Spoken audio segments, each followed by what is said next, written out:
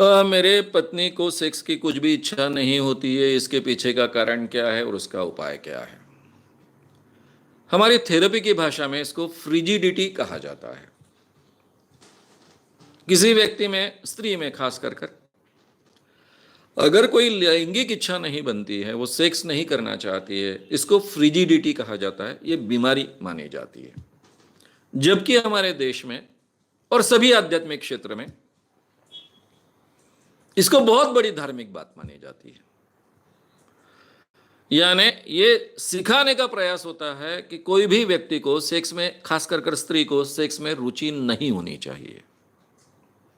अगर वो सेक्स में रुचि रखती है तो अच्छी स्त्री नहीं है। यह संस्कार हम पर होता है। एक तरफ भगवान कृष्ण के रास लीलाओं का भी संस्कार होता है और दूसरी तरफ ये भी संस्कार होता है।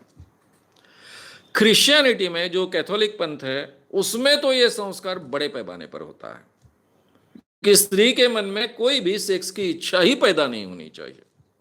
सेक्स करना तो दूर, इच्छा ही नहीं पैदा होनी चाहिए। तो जो भी काफी धार्मिक कल्ट्स ऐसे हैं, धार्मिक संस्कारों से ये बात आती है कि हमने सेक्स की इच्छा नहीं रखनी चाहिए, स्त्री ने तो बिल्कुल नहीं रखनी चाहिए।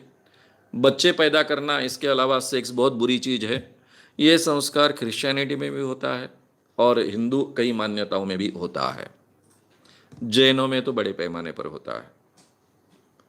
बौद्ध धर्म के बारे में कोई एक बात कही नहीं जा सकती है, क्योंकि बौद्ध धर्म बहुत अलग अलग है। चाइना का अलग है, नेपाल का अलग है, कहाँ का अलग है, उसके बारे में एक बात नहीं कही जा सकती, इसलिए मैं कुछ कहूँगा नहीं। तो ये अलग अलग मान्यताएं हैं। ब्रह्मचर्य के बारे में बहुत प्रतिष्ठा, बहुत महत्व, उस कारण भी ये फ्रिजिडिटी को महत्व आता है। तो इसलिए ऐसी स्त्रियों को मुझ में कुछ गलती है, ये बीमारी है, ऐसा उनको लगता नहीं है। उल्टा ऐसा लगता है कि हम बहुत अच्छी स्त्रियां हैं, क्योंकि हमारे मन में कोई इच्छा ही नहीं होती है, सेक्स की इच्छा नहीं होती। ये तो बहुत अच्छी बात है, ये तो हम बहुत पवित्र हैं, ये तो हम बहुत धार्मिक है, ऐसा उल्टा उसका ग्लोरिफिकेशन होता है और इसका बलि फिर पति चढ़ जाता है, ऐसा होता है। तो सबसे पहले पति पत्नी के रिलेशन में सेक्सुअल रिलेशन ये बहुत ही आवश्यक चीज है। ये हमको अपने पत्नी को समझाना होगा। उसके लिए आवश्यक हो तो किसी उसी क्षेत्र का जो भी एक्सपर्ट होगा उसकी हमको मदद लेनी पड़ेगी। सेक्सुअल थेरेपीज संभालने वाले कुछ लोग होते हैं, उसमें एक साइकेट्रिक नोन होता है, साइकेट्रिस्ट, लेकिन उनकी कहाँ तक मदद मिलेगी मैं नहीं जानता हूँ।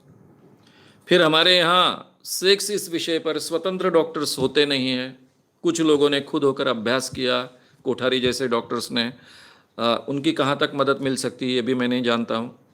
लेकिन सबसे पहले अपने पत्नी का अपने दिल में घुस कर काउंसलिंग करना चाहिए आपने, कि क्यों भाई उसको इच्छा नहीं है, धार्मिक कारणों से नहीं है, क्यों, जीवन के कुछ अनुभव ऐसे है जिस कारण नहीं है।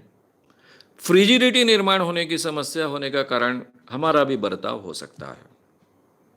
मैं खुलकर अभी नहीं कहूँगा, जब मैं इस विषय पर बहुत विस्तार से बोलूँगा तब भी 3-4 सेशन चलेंगे, तब मैं बहुत विस्तार से ये बात रखूँगा। लेकिन इतना ही अभी कह दूँ कि स्त्री को समाधान जो प्राप्त होता है, जिसको हम ऑर्गेज्म कहते हैं, स्त्री का ऑर्गेज्म और पुरुष के ऑर्गेज्म में बहुत फर्क होता है। पुरुष हर वक्त सेटिस्फाई हो सकता है, स्त्री हमेशा हर सेक्सुअल एपिसोड में सेटिस्फाई होती है ऐसा नहीं है, क्योंकि उसका ऑर्गेज्म का तरीका अलग है। पुरुष को पता नहीं चलता कि उसका समाधान हुआ कि नहीं।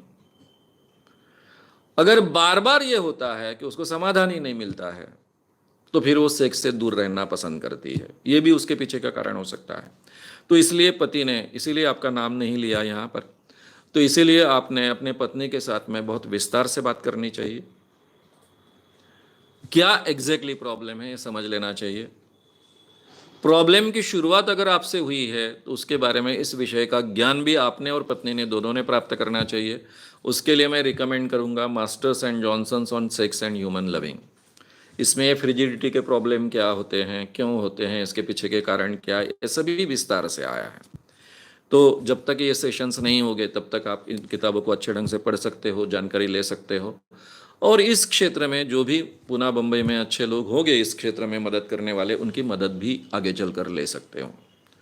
लेकिन अगर पत्नी का कहना है कि नहीं, इसमें पति का कोई हिस्सा नहीं है, मैं पहले से ऐसी हूं, मुझे बिल्कुल सेक्स में रुचि नहीं, मुझे करना नहीं है, तो फिर आपको ये बात एक्सेप्ट करनी होगी, उसका आपको आदर करना होगा, और ऐसा आदर करके एक्सेप्ट कर कर आप आगे का जीवन कैसा जी सकते हो, इसका निर्णय आपको लेना होगा।